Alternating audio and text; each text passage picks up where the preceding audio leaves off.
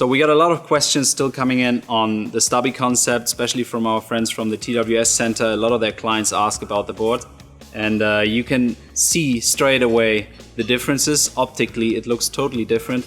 If we lift up these two boards, the Stubby compared to the Grip, for example, with a more traditional, more round outline, the Stubby with more straight rails, and that really supports the planing and the control of the board. There's just less drag around the board, while these type of boards, they turn more on the outline.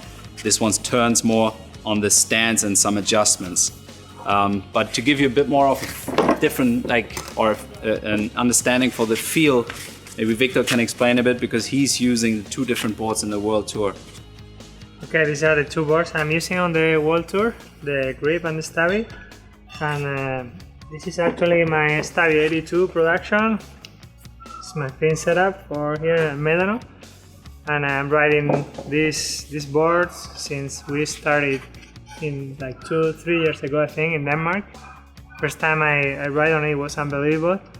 Because like the look is not probably the best optics, you know, but once you're on the board, you can't believe how well it works, especially in conditions like Denmark, silt, with a lot of current.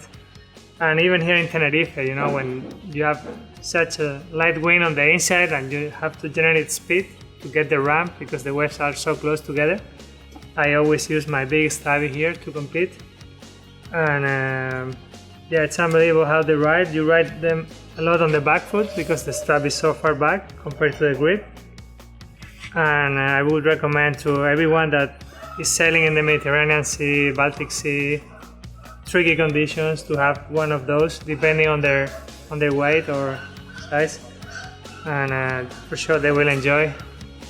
Well, one big advantage is that actually, because you have such a massive tail, you have to ride a pretty big fin setup, and that helps a lot in upwind ability and current. Like Adam explained me, he was sailing one of the Stubby Protos the last couple of days in Tenerife, and like the maneuverability around the break.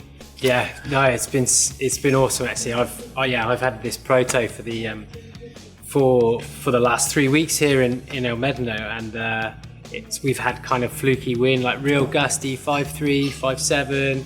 A lot of the time, a lot of the guys sort of floating out, getting out back, planing a little bit, then coming in and waiting for the waves, and I've just been able to go out on my Stubby with a 5.3 or 5.0, so even smaller sails than the other guys, and just like straight out back, straight upwind, because it's so easy to get upwind on the board that I can get straight to the peak, and just every set wave, every good wave, I could make sure I was out back, getting it in the right place around, and I was just doing circles around everyone else who was sort of like dogging around.